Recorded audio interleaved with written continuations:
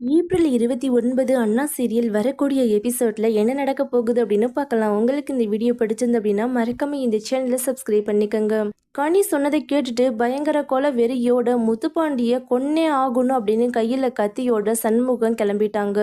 அதே டைம்ல தான் முத்துப்பாண்டி ஒரு அப்பாவிய நடு ரோட்ல வச்சு அடிச்சுக்கிட்டு இருக்கிறாங்க. சண்முகம் முத்துப்பாண்டிய பார்த்துட்டு வண்டியை நிறுத்திட்டு கையில கத்தியோட வந்து நின்றுட்டு இருக்காங்க.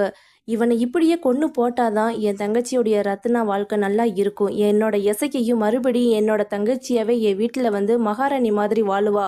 அதுக்கு முதல்ல இவன் உசுரோட இருக்கக்கூடாது அப்படின்னு சண்முகம் மனசுக்குள்ள நினைச்சிட்டு இருக்கிறாங்க. இலை முத்துப்பாண்டி, நீ எல்லாம் ஒரு போலீஸ், நீ எல்லாம் ஒரு ஆம்பளை, உனக்கெல்லாம் எதுக்குடா மீசையை எடுத்துட்டு பேசாம ஒரு புடவைய ஒன்று வாங்கி கட்டிக்கலாம்ல. ஆம்பளைக்கு ஆம்பளை நின்று நேருக்கு நேரம் மோதுறதுக்கு உனக்கு துப்பு இல்ல. ஒரு போட்ட பிள்ளைய நடு ரோட்ல நிறுத்தி அவளை வம்புக்கு இழுத்துருக்குற. நீ ஒரு ஆம்பளைன நீ என்னகிட்ட ஜெயிச்சிருக்கணும், என்னகிட்ட பேசணும். அதை விட்டுப்புட்டு ஆம்பளை இல்லாத நேரத்துல பொம்பளை கிட்டேயே ஓ வீரத்தை காட்டுறியே. நீ என்ன ஆம்பளையா இல்ல பொட்ட பிள்ளையா அப்படின்னு கேவலமா பேசுறாங்க சண்முகம். அதை கேட்ட உடனே முத்துப்பாண்டிக்கு பயங்கரமா கோபம் வருது. ஏய் இங்க பாரு, தேவையில்லாம என்னோட பிரச்சனையில நீ தலையிடாது அப்படின்னு சொல்றாங்க. ஏண்டா என் தங்கச்சியுடைய வாழ்க்கைக்குள்ள நீ பிரச்சனை பண்ணிக்கிட்டு இருப்ப, அதை நான் பார்த்துட்டு சும்மா போகணுமா? இன்னைக்கு நான் உன்னை என்ன பண்றேன்னு மட்டும் பாரு. இதே கத்தியை வச்சு நடு ரோட்லயே உன்னைய குத்தி கொலை பண்ணி போட்டுட்டு போறனா இல்லையான்னு மட்டும் பாரு அப்படின்னு சொல்றாங்க.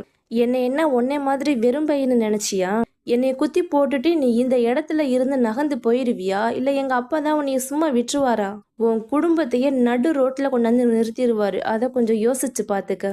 ஆமாம், இப்போ என்ன ஒரு பள்ளிக்கூடம்லாம் வாங்க போகிறதா நான் கேள்விப்பட்டேன். அந்த பள்ளிக்கூடம் உனக்கு கிடைக்கவே கிடைக்காது.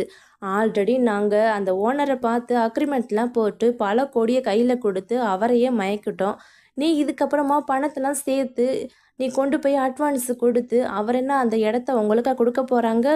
அந்த பள்ளிக்கூட இடத்த வாங்கி அதுக்கப்புறமா அந்த பள்ளிக்கூடம் எல்லாத்தையுமே இடித்து அதை நான் அந்த இடத்த கூறு போட்டு விற்க போகிறோம். அதுவும் 10 கோடிக்கு ப்ராஃபிட்டி பேசி நாங்கள் ஏற்கனவே வச்சுருக்குறோம். அதனால் நீ என்னதான் தலையில் தான் நின்று தண்ணி குடித்தாலும் அந்த பள்ளிக்கூடம் உனக்கு வரப்போகிறது இல்லை அப்படின்னு சொல்கிறாங்க.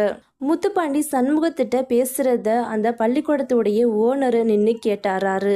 அப்பதான் சவுந்தரபாண்டி முத்துப்பாண்டியுடைய பிளானே அந்த பள்ளிக்கூட ஓனருக்கு தெரிய வருது. எவ்வளோ கோடி கொடுத்தாலும் சரி அந்த பள்ளிக்கூடத்தை நம்ம சண்முகத்துக்கு தான் கொடுக்கணும் அப்படின்னு முடிவு செஞ்சுட்டு அங்கேருந்து போயிடுறாங்க.